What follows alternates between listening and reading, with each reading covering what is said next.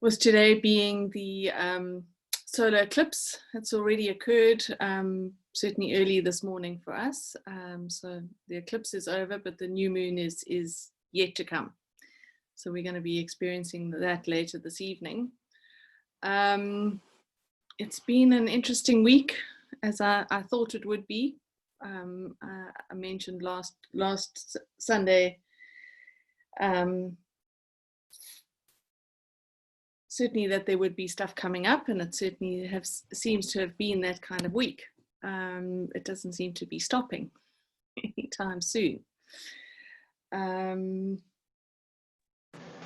and sitting with the energies today,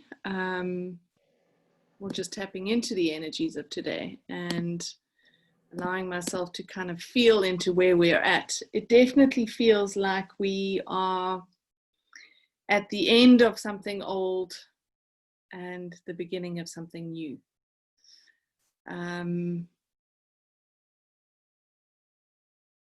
So there's this feeling or this sense of sorrow, grief, a sense of unease, but at the same time a sense of kind of excitement as we're moving into something that is unknown. It's not a comfortable feeling. I think that we really are now being called to fully let go of things that we have carried with us in this lifetime.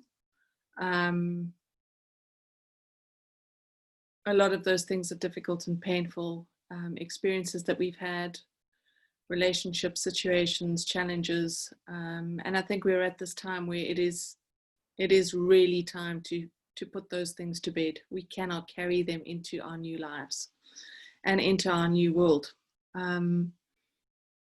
We cannot use the energy for any kind of benefit. There is no benefit to using that energy. We need to draw on the incoming energies that we're being gifted with now, and we need to draw on the energies of our soul, which are energies of acceptance, love, peace, joy, and bring those energies into our world and into our lives, which can be challenging too, because I think that for a lot of us, we don't know how to work with those energies. We don't know how to access those energies because we possibly haven't had them as a part of our lives so far in this lifetime. But the promises that I keep getting from my own guidance and the intuitive messages that I tap into is that these are the energies that are coming in. This is how your life will be built moving forward. And one of the biggest messages I keep getting is just trust. Even though you cannot see where you're going, even though you cannot see how these things are going to unfold, how things are going to change, we have to trust in the divine plan that is in place for our lives, which is easier said than done. If I look at things on a kind of unconscious level, there is a lot of letting go. There's a lot of releasing happening on that level. A lot of the old patterning and programming, certainly from what I'm feeling on an emotional level, we're actually letting go and releasing that kind of stuff. There also are mental patternings and old beliefs that we are releasing and letting go of at this time. And all of this release is creating a space for the gifts of our soul to emerge into where we are going and into who we are becoming. And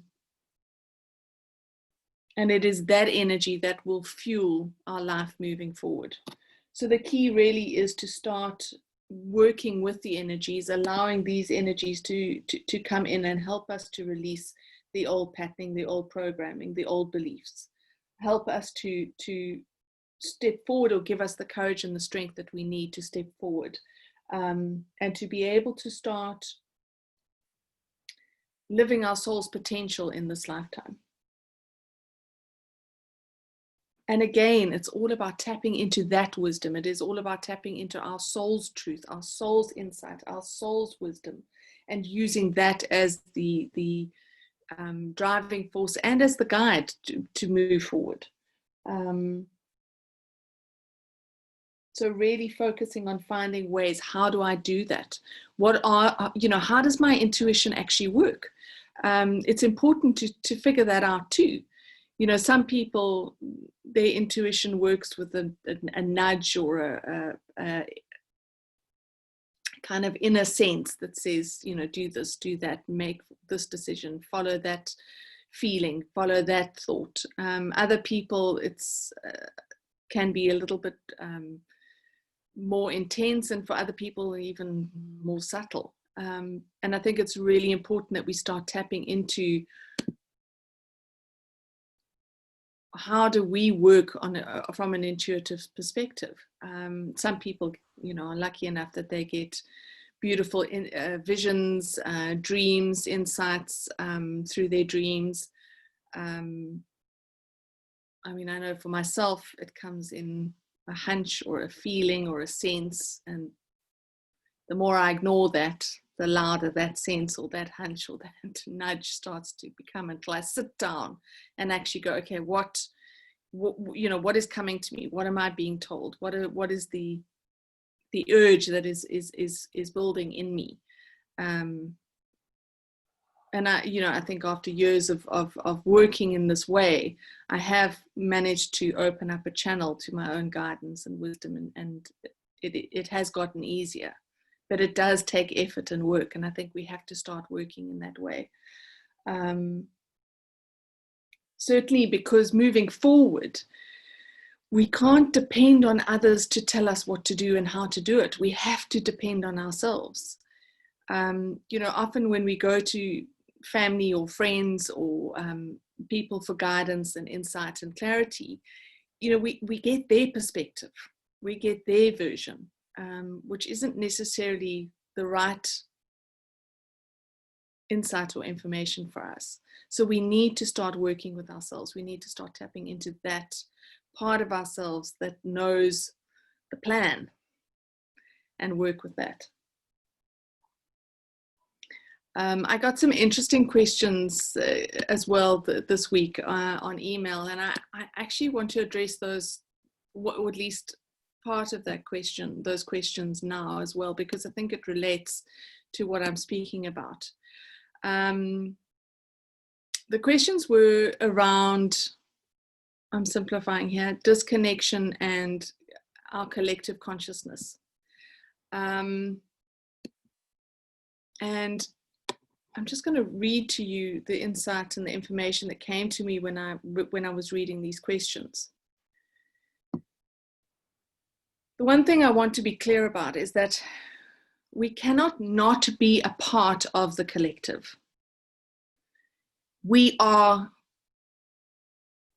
a strand of the web of life. We exist within this web. We cannot remove ourselves from it. We cannot step outside of the collective consciousness. We exist within it. So it is important that we start to recognize that we are a part of this consciousness. Part of the problems that we have in the world today is because we are focused on our own agendas without recognizing or realizing the impact our choices, our life, our experiences, and our challenges have had on the collective.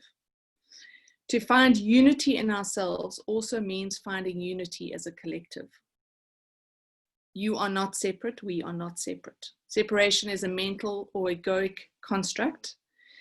And when we start to recognize and realize the effect that we have on the web of life or the collective consciousness through the choices and the actions that we make, then we can actually start to create a different world and a different life.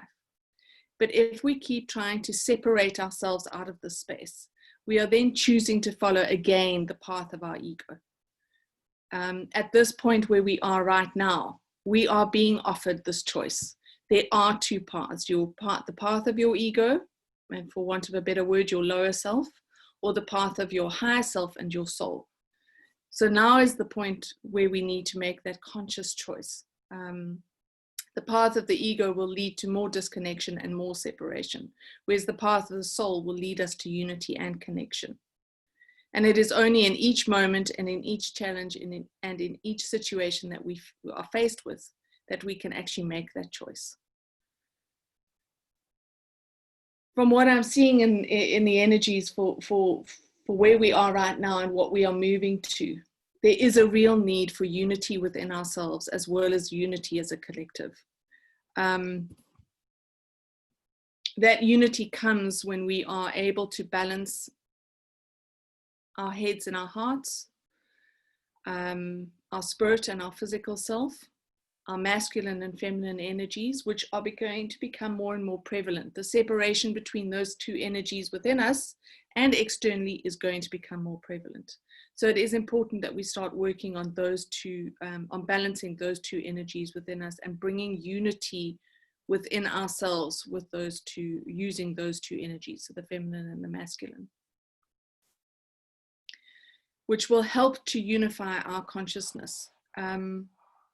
And one of the interesting things that I experienced, it's just something that I'll share with you, and perhaps it'll give you some insight into how powerful the collective consciousness can be. When I was pregnant with my second child, who is going to be 18 this year, so this was 18 years ago, I was doing a lot of energy work with a woman who was helping me to energetically shift and adjust to the pregnancy and to the fact that I was having this particular child. And I was told I was told about her before she was born, or before I fell pregnant. And I was also told that she was one of the crystal children. So at the time, there was a lot of information going around about indigo children, crystal children, star children, all of this stuff, which was quite confusing, and I didn't really understand all of it. And this woman that I was seeing for energy work suggested that I did a kind of guided meditation process with her, where I was able to connect to the consciousness of this child before she was born, so that I could get some insight and some clarity into how to best parent her. At the time, I thought this was a fantastic idea. I might get a guidebook. I certainly hadn't gotten that with the first one, but maybe I was going to get that with the second one. So off we went, and I sat and went into deep meditation, connected to this baby's consciousness, and was totally freaked out. The reason being is that I actually had never felt anything that powerful, that strong before. When I connected with her consciousness, I connected with the collective consciousness of the crystal children. And these crystal children carry the vibration of Christ consciousness. And I spoke at the time, spoke about the collective consciousness. I spoke about Christ consciousness. I spoke about unity consciousness, but I actually had no experience of what that actually felt like until I connected with this crystal or Christed consciousness and the power that it carried. And what I was shown and what I was told at the time is that every single child at that time and now is connected in the most profound way, in the sense that everything that happens to one is felt by another. Every trauma, every pain, every suffering that every child goes through is felt by each child on the planet. There is no separation. They actually feel it. And I started to, after Sarah, my youngest child, was born, I started to monitor her and see how she responded and reacted to world events that were happening at the time. And I remember one night, she was a horrendous sleeper. And so we spent a lot of the time awake. And I remember one night her being totally inconsolable and just crying and crying and crying. And there was nothing I did to help. And I woke up the next morning and turned on the news. and there had been a shooting at a Russian creche. And I realized that what Sarah had been processing during the night was the trauma that these children had suffered. And I started to really understand how the impact of things that happen in the world, how this impacts the consciousness or the collective consciousness, and how we as adults have separated ourselves so far from this connection, that we see ourselves as individual, we see ourselves as separate, and we do not understand the impact that we have on the collective and the collective has on us. And at this time, I was reading something, I think it was yesterday, around how currently the collective consciousness is purging darkness and suffering and pain, and that is coming to the surface so that that can be released from the collective, so that it can be dissolved, and we don't need to carry, the collective doesn't need to carry that, so therefore we don't need to carry that anymore. And part of what we are moving into, this unity that we need to create within ourselves, will bring a greater unity within the collective consciousness, which means that we need to have a greater awareness of what it means to be part of the collective. We need to have a greater awareness of what it means to be working as one, rather than as separate individuals. So that every choice we make moving forward, we understand what is the impact that this choice will have on the collective, rather than focused only on ourselves and on our own needs and our own requirements. And once we can start to operate from that level, we can start to also then expand that awareness outwards to recognize our deep connection that we have to the earth, and that everything that we do, every action that we take impacts the planet as well. So we can start to see the deeper connections that we have to this beautiful planet that we are lucky enough to be born within. And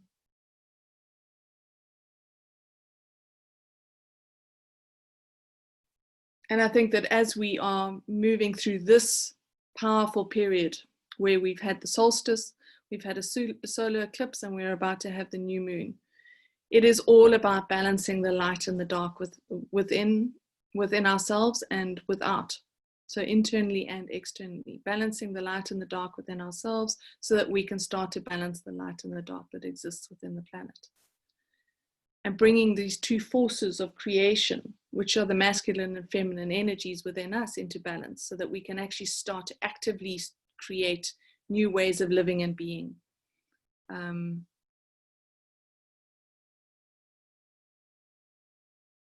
hope that answers the question that I know one of you had in your email to me this week. And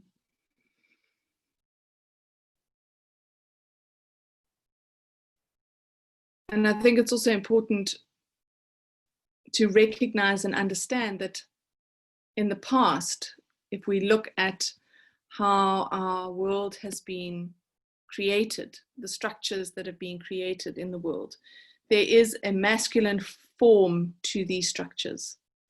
The masculine energy has been utilized to create the world, and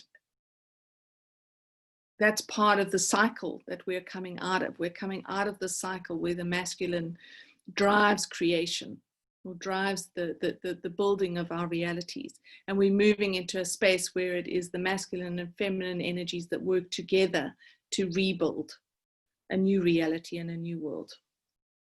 So these old structures that are falling away and dissolving, and we need to look at, what is dissolving and what is falling away in our own lives. We can look at ourselves personally as an example of the microcosm of the macrocosm. When we start to look at that, we can see the things that are falling away need to fall away because they are part of this old masculine structure. There is no balance between the masculine and feminine in these structures. When we start to rebuild, we need to recognize, how do we work with these two energies? How do we bring them together? How do we unify them as a force and using that force create a new reality and a new structure?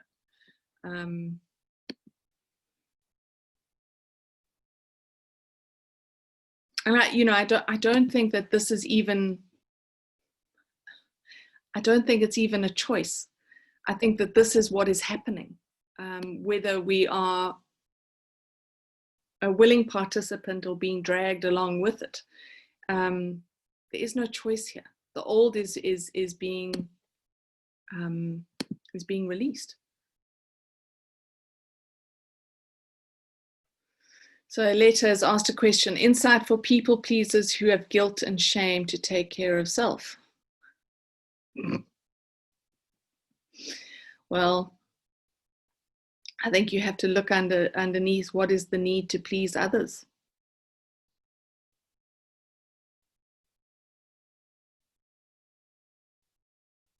And maybe that's a belief system that you've been taught, a program that has been shown to you by your family, your culture, your society. And those are the kind of things that need to go. These old belief systems around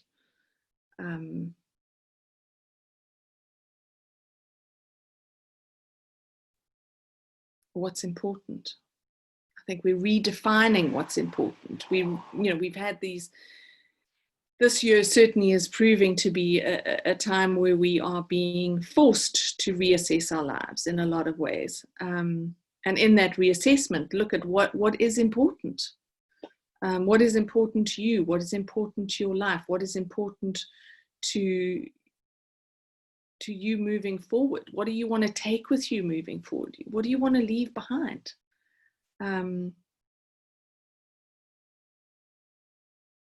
And it's an uncomfortable place to be in. I must admit, I'm finding it very uncomfortable.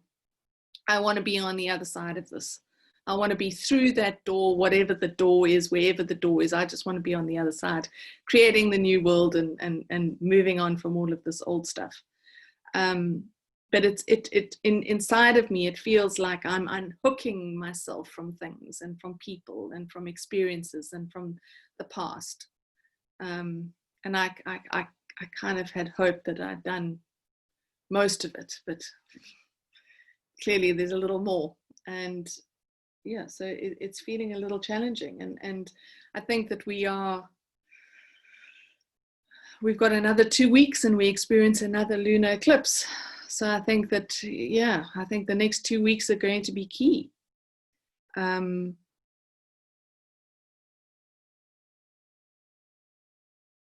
certainly the insight that I'm getting is that we need to focus on what do we want moving forward? What do we want to bring in moving forward? Not focusing on the past and what we've had.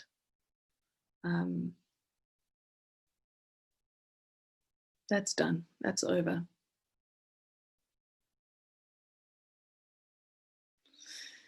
Lorraine, I'm with you on that. Ready to move into the higher earth. Yes, I'm definitely over the old one.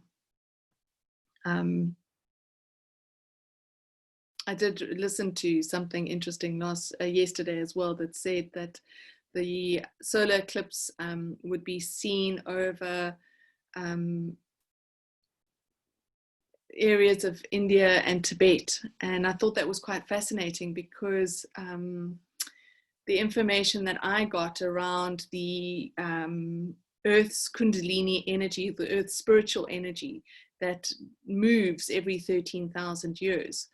And it started its movement in just after World War II in 1949. There was an earthquake. I think it was the August of that year. There was a massive earthquake in that area. And in that earthquake, the release of this energy happened. And the energy started to move away from India and Tibet into South America. And then we had a couple of years ago, I don't know if any of you remember, we had another earthquake in that Himalayan area.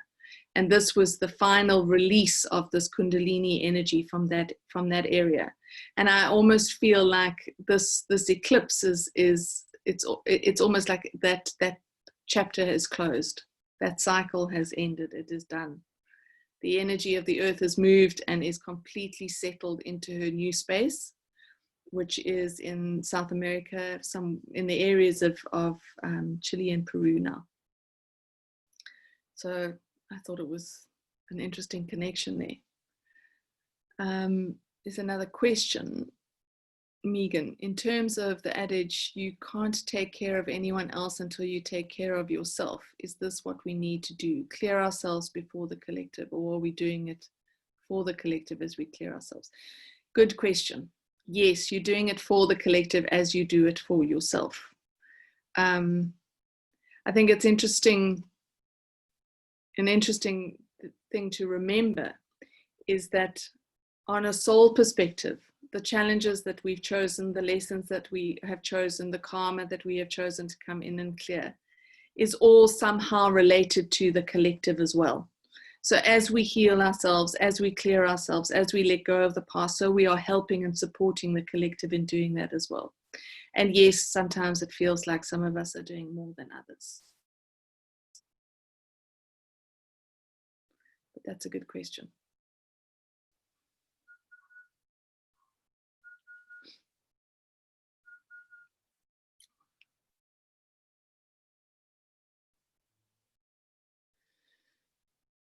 Thanks, Natasha. Listening to you talk about your daughter, Sarah, I was recommended to read a book recently called The Universal Christ by Richard Rohr. It's a wonderful book, very current, based on a lot of what you have been talking about today. The message is in Christo. Thank you. I definitely will have a look at that. I haven't heard about it, so thanks. I will make a note of that. Anyone else got any questions? Yeah, I have a question, Kate. Hi, Anita. Can you hear me? Okay. Just in terms of what you're talking about, in terms of clearing ourselves before, and that being part of clearing the collective, in terms of, so if I'm doing, I mean, you know me and how I work in terms of my rituals and my work on my own. So if I'm working on things on my own and I'm clearing,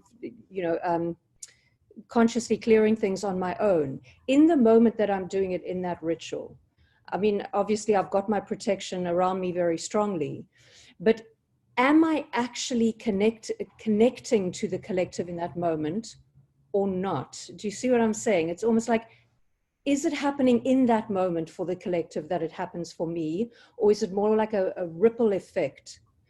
Because obviously I want to know that I'm protected. I only want to connect fully with the collective if I'm feeling strong enough. But is that a stupid thing to say? In other words, am I connecting with the collective whether I like it or not all the time? You see what I'm saying? I find that a bit... Yeah, you are connected to the collective. You can't not be connected to the collective. Right. You would have to die in order to disconnect from the collective consciousness that exists within humanity. We are all connected. Yeah. But that answers just the one question. The other question is the impact is a ripple effect. Right. So, sometimes the ripple will be a little bit stronger, and other times a little bit more gentler. It just depends on the process and what it is that you're doing. But you can't disconnect from the collective. What we can do is and I think that this is where we need to be I'm trying to find the right word, a little bit more aware of you talking about protection. In a certain instance, we can't protect ourselves from the collective.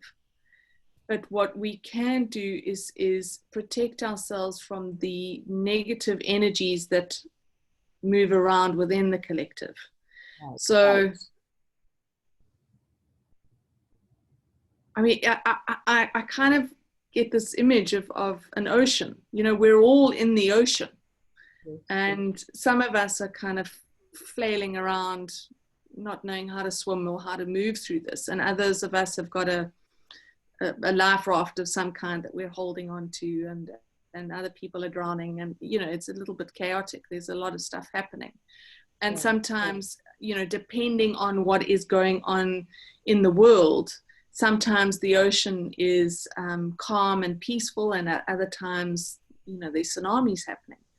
And what we've got to focus on is being stable within that. It doesn't matter what's happening in the collective. We are stable and strong in that.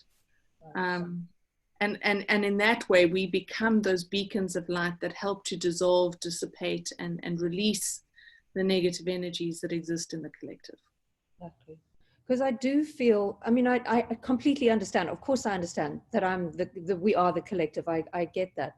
It's more a thing of how you have spoken about the protection aspect before, and sort of me in my apartment, how you've spoken about the collective sometimes almost encroaching, and then I push that energy out and create my place of peace again, and then it encroaches again. So as long as I keep putting my protection up, basically it's fine. In other words, that protection pretty much filters out the negative. Is that right? So Yes. it's allowing the positive in, but it's Yes. filtering out the negative. Yes. Okay. Yes. Okay. Then that answers it. Thank you. And I think it's also important to remember that, if we can keep our protection light, Yeah. then it kind of dissipates the negativity that is around us as well. Okay. Thank you. Thanks, Anita. Any other questions?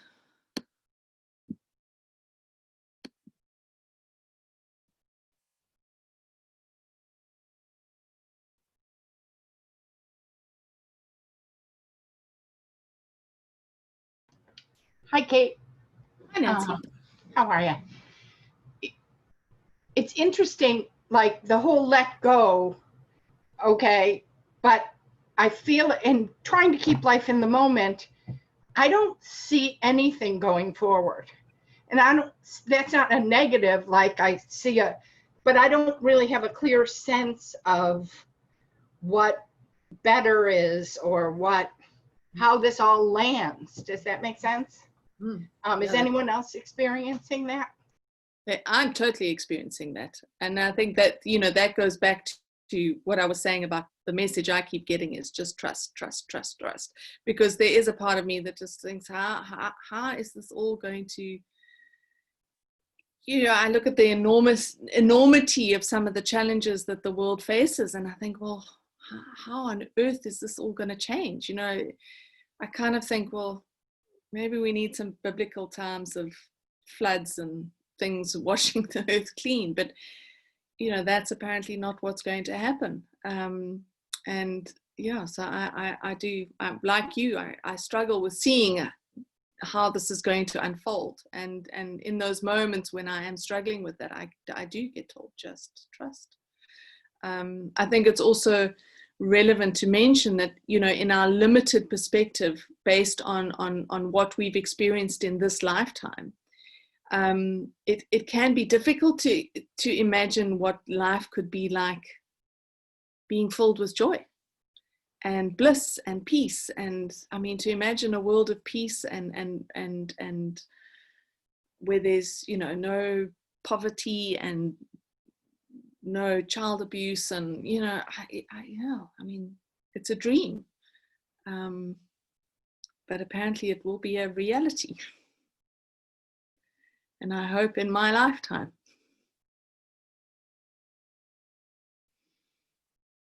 Thanks. Yeah, there are a couple of people who are completely on our page, Nancy. And Lorraine just mentions, I love that on this weekly webinar that we both are working on our internal journeys as well as helping the collective clear ego and darkness. I wanted to join a group coming together to do this important work, and the fact that this is a global group is an added gift. The faster the collective clears and heals, the sooner we can move into that new earth we are all working towards manifesting. Exactly. Yeah.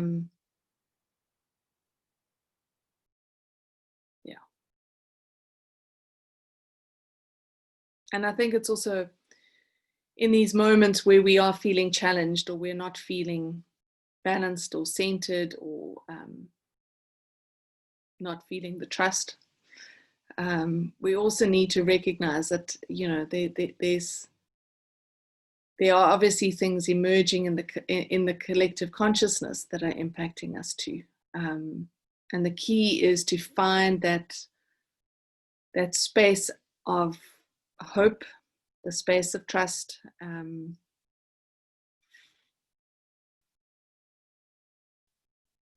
I think for me, I remind myself that this is just a moment in time, that this uncomfortable feeling is going to change. Everything changes. We don't stay in the darkness forever. There always is light. The sun always rises, just like it always sets. The tides come in and they go out. And so I always like to remind myself by looking at those things and remembering those things, that in these spaces of when it's really uncomfortable, it'll pass. Tomorrow is a new day, and it may feel very different.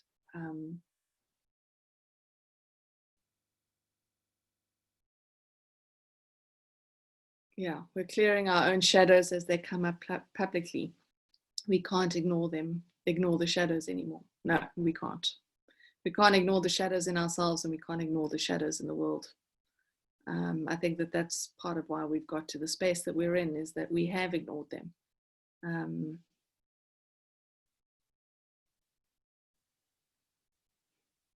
Lynn, thank you. There's a saying, I never said that it would be easy, I just said it would be worth it. Yes, exactly.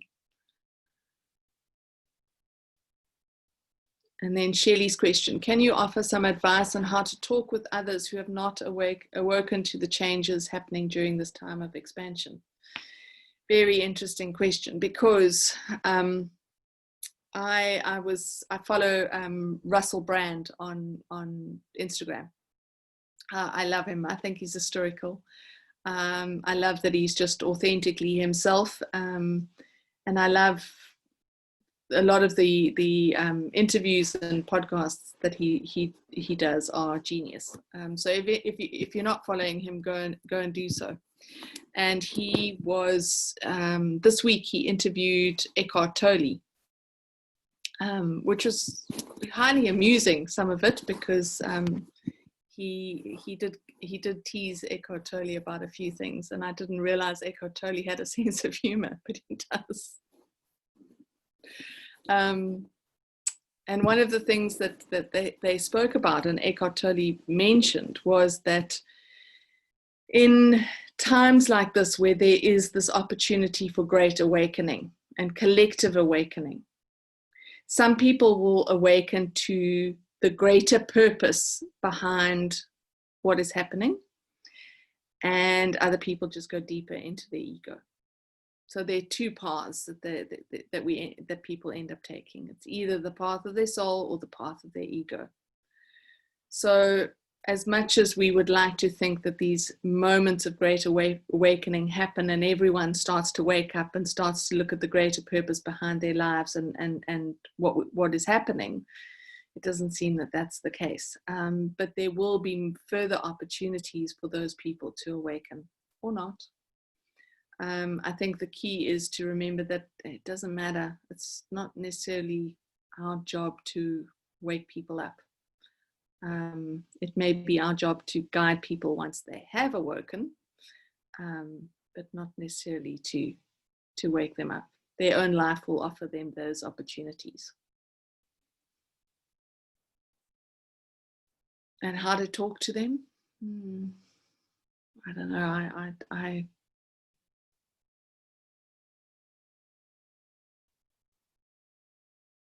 By actions and not words, exactly. I mean, I do laugh as often because in my own life, my spiritual journey and my awakening happened in my early 20s, which was at the time it was pretty unusual, and it was quite young for someone to be waking up, and it was pretty challenging in that way, because a lot of the kind of old spiritual guard were not too pleased with me. And I remember my family and my friends just thinking I had completely lost my mind. And yeah, they found it very, very challenging. But 20 years later, a lot of them are coming now and saying, we get it, we understand, we're sorry. Been a lot of apologies, which is quite funny. So it happens. I certainly learned not to stand on my soapbox. There's no point. There's no point in trying to change someone else's perspective. Their life will shift their perspective for them. And we don't know what their journey is. It's not for us to determine or to decide. Everyone has their own journey. Focus on your own. I hope that helps. Any other questions?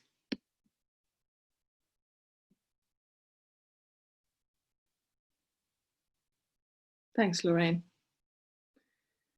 Yeah, my family's journey has definitely been a journey. It still is.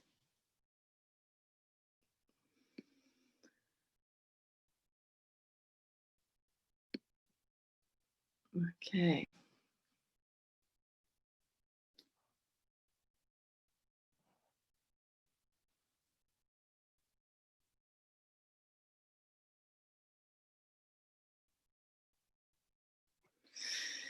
Paula, but what if their journey feels like it is growth of self? Yeah, but that's still their growth. And their growth is going to happen in the way it needs to happen for them. I mean, I think if every single one of us shared our own experiences and journey around awakening, we would understand how vastly different those awakenings are. They are never the same. And how and what happens in that time is incredibly unique. You know, my own personal awakening happened with the birth of a child. You know, it was all the veils got ripped apart and the doors to everything were flung open, and it was horrendous. None of it was fine. None of it was easy. And certainly wasn't something I was wanting or needing or expecting, but it happened, and there was no one there to help. It's a journey you take on your own because it is your journey. Nancy, yeah, a hard lesson for me to learn that it is not my job to fix others. No, it's not. And maybe that can go back to that question around guilt and shame. You know, people pleasing. It fits into the same space as that. It's not our job. It's certainly, we can support and we can offer help when asked. You know, people often, my friends often comment and say, well, you don't say anything. Here I am telling you what's going on and you just sitting there and you're not saying anything. And I said, well, you haven't asked me a question. You haven't asked me what I think. You haven't asked me for my opinion. You haven't asked me anything. So I'm not going to answer. I'm not going to just give you what I think without you wanting that information. What's the point? And I think it's the same when it comes to, you know, to how do we speak to people about what's going on? What is the truth? My version of truth is mine. It may not be the same as any of you. It might be similar. My truth might resonate with some of you and not with others. And I think it's, you know, that's like, how do we convince anyone of anything when actually what we need to do is follow our own heart and soul and let them follow theirs, even if it looks like they're going to hit a wall. And that can be hard. It can be hard to watch family and friends be hurt by things that we feel we could have warned them against. And look, I'm definitely, this is something I've had to learn. I've rushed over to go and save many friends and many family members, and it has been the pain that came out of that was my pain, because I was doing something that I shouldn't have been doing. I shouldn't have been getting involved. So it's hard. It's hard to step back and watch people go through suffering when you can see a different perspective for them. But focus on yourself, focus on your own life, bring it back to you. Yeah, perhaps it goes back to the issue of not giving into our ego. Yes, Lorenza, I agree. And I suppose part of our ego, is that part that wants to feel important by helping, by saving, being the savior. I know I've certainly had that issue. Lorraine, I've learned for me that I need to stay empowered with my truth even when it doesn't resonate with people we love and want so much for them to see things from our perspective. Yep.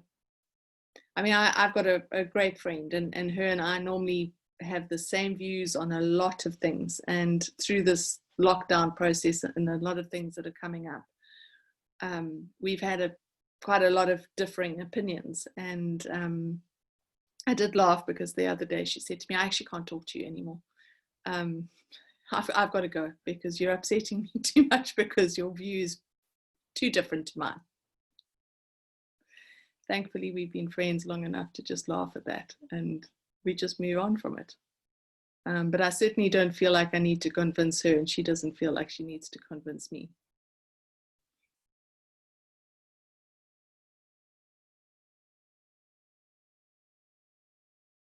And also, I think we must also remember that from a soul perspective, there's a lot of difference. Some of us are from a soul perspective, we've experienced more, we've learned more, we're a little older and more jaded than others.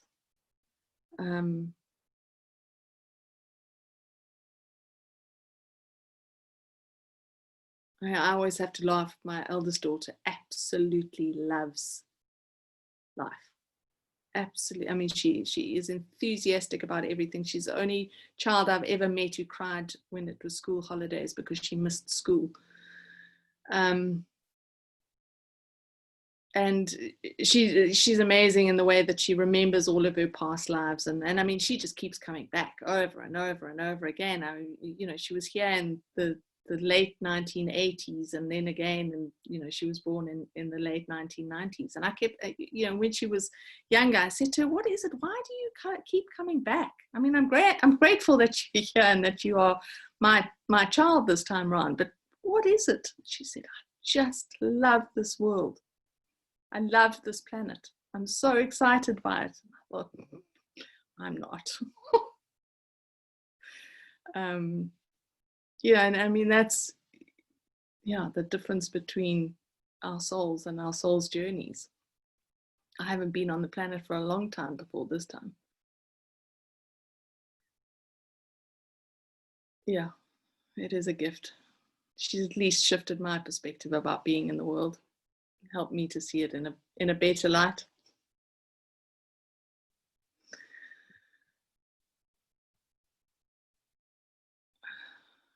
Okay.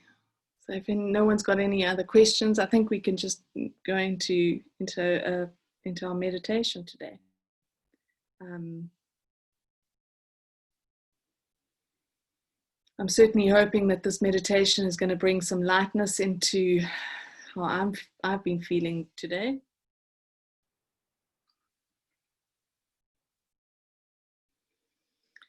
So just get yourself into a comfortable space, settle into your bodies.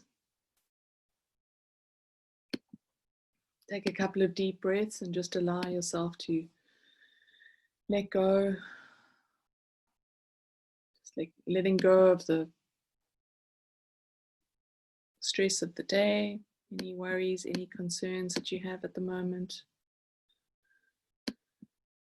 Just really letting yourself settle into this moment.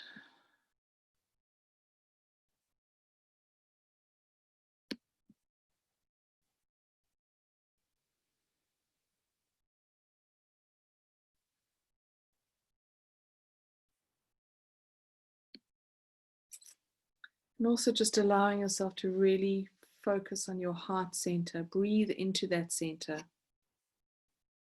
I can feel a lot of discomfort and a lot of pain in that area today.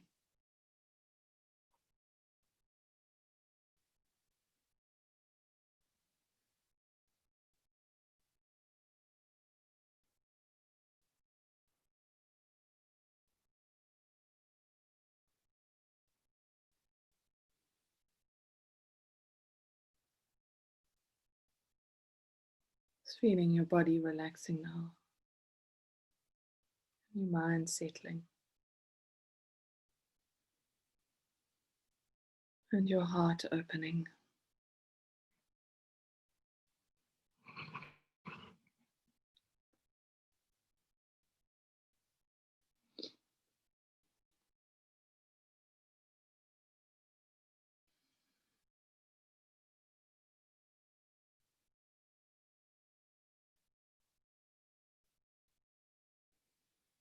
Just drop your awareness down into your heart center, in the middle of your chest area.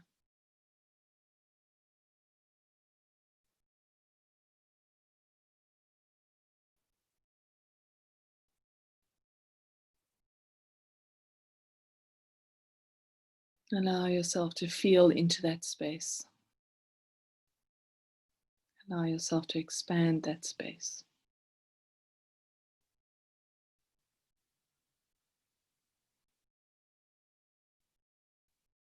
And use your breath to expand it. With every exhale, allowing the energy of your heart to move, to shift, to expand.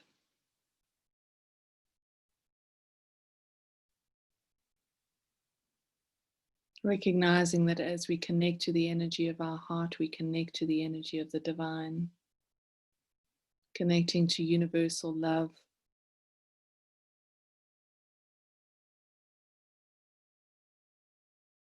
And to the peace and the joy that that love contains.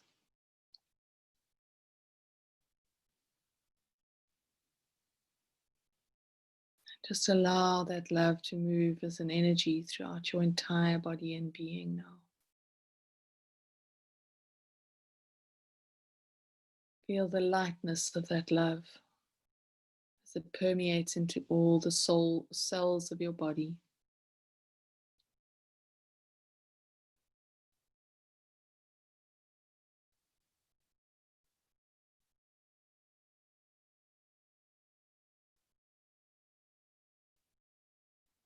See it as liquid light as it flows like blood through the body and bones.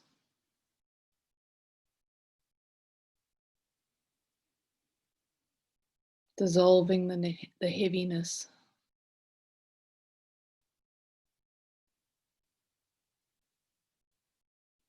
Dissolving the murkiness.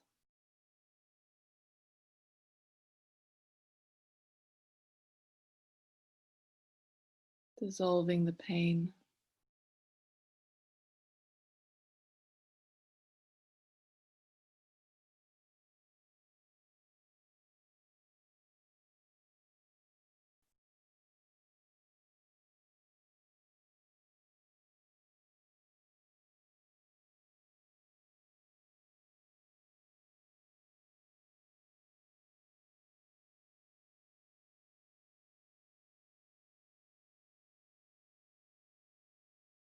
Feel this energy, this liquid light, expanding out and into your energy field.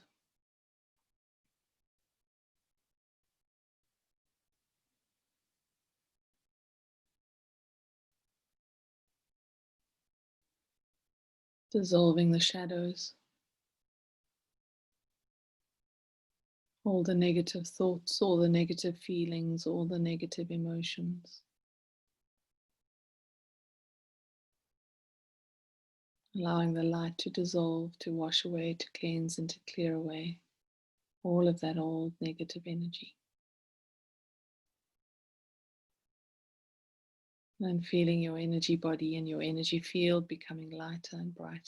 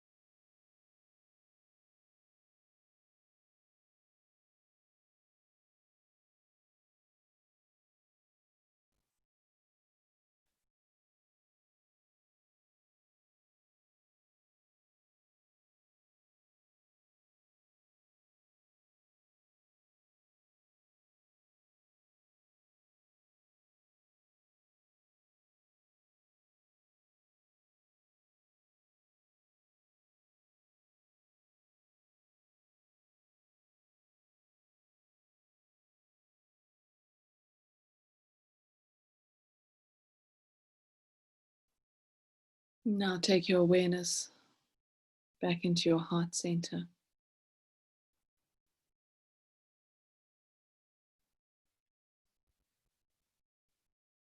And as you settle into this space,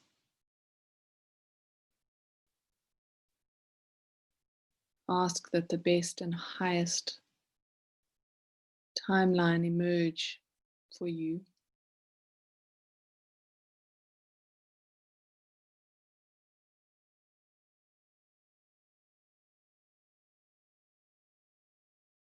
And see this timeline emerge as a path in front of you. A path that is filled with light.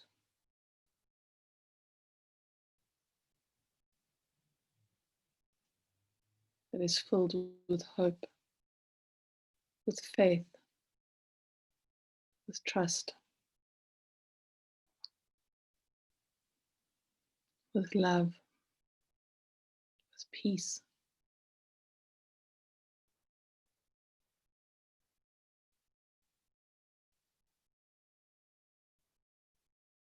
And allow yourself now to stand before this path.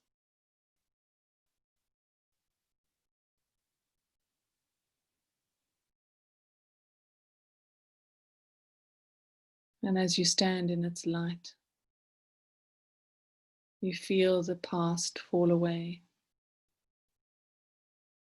the heaviness, the darkness, the pain, the suffering, the challenges,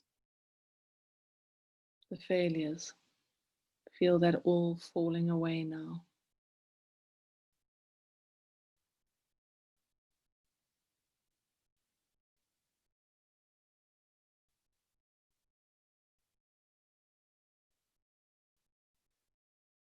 Feel the heaviness of the burdens that you have carried fall away now.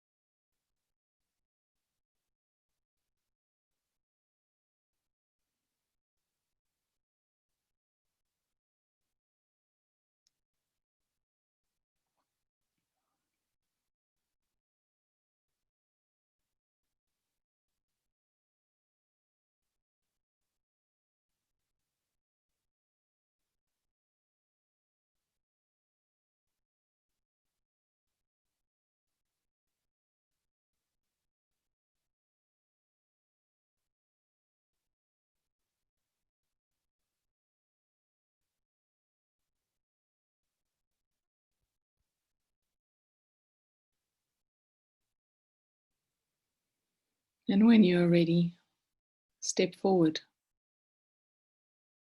Just take one step forward.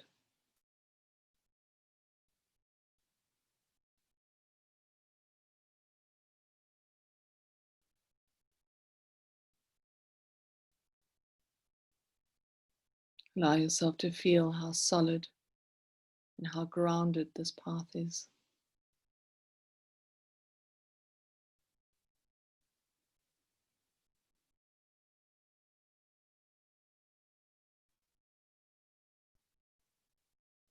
You may find now that even more needs to be released. Allow it to fall away.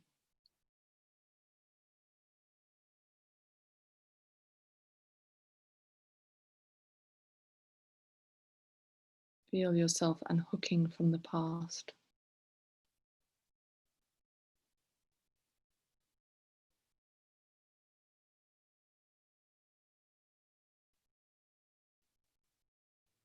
Disconnecting from all that is no longer needed or required for this new phase, this new cycle, this new journey.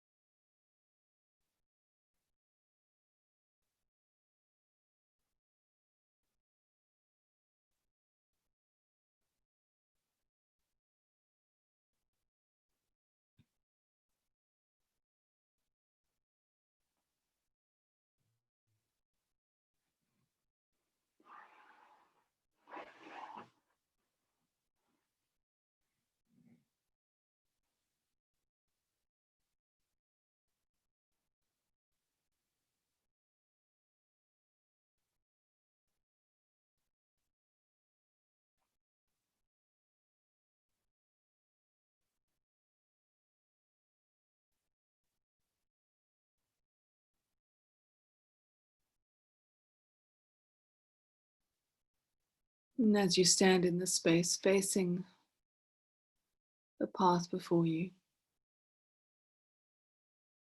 just allow any insight or wisdom to rise up in your consciousness. Perhaps there's a question that you need answered. Clarity, insight, guidance. Let that emerge from within you now.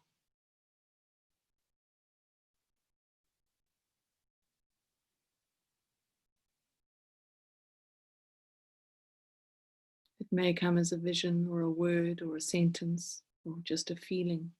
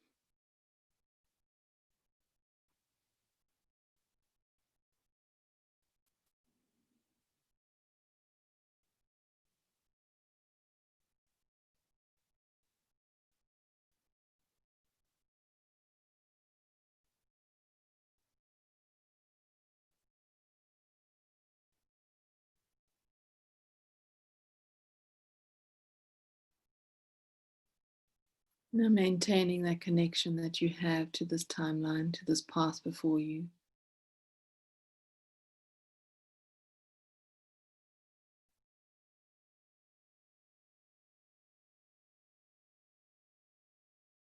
Slowly draw your awareness back into this time and into this space.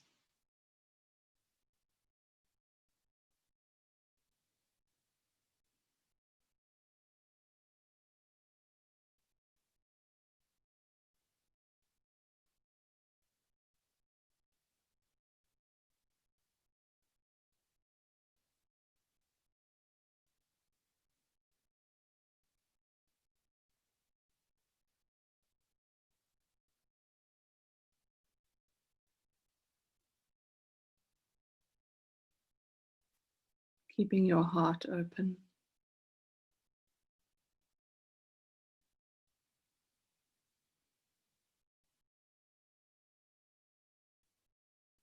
Just take a couple of deep breaths. Allow yourself to settle back into your bodies.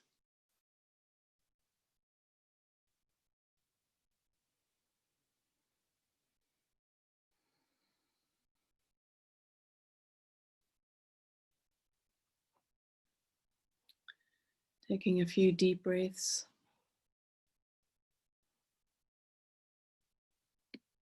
Moving your fingers and your toes. And opening your eyes when you're ready.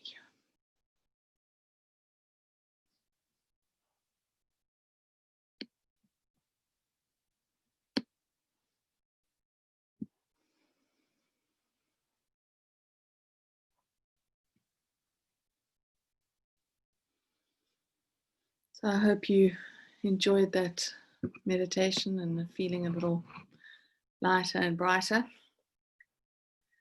I hope you also got some insight, or perhaps just a feeling that there is hope at the end of this tunnel.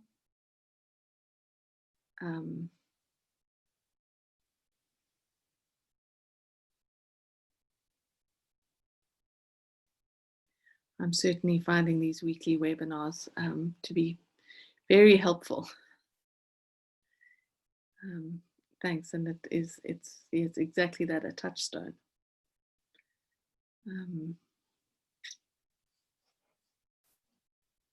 Yeah, and you know, if there are any questions that you find coming up during the week that you find may be relevant, just pop me an email and let me know.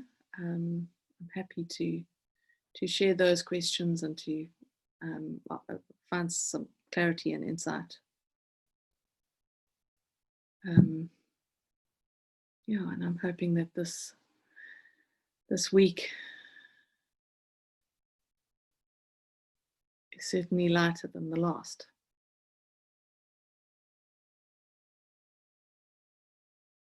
Thanks for your messages. Appreciate that. Yeah, so we'll meet same time, same place next time. Have a brilliant week, everyone. I'll speak to you soon. Cheers.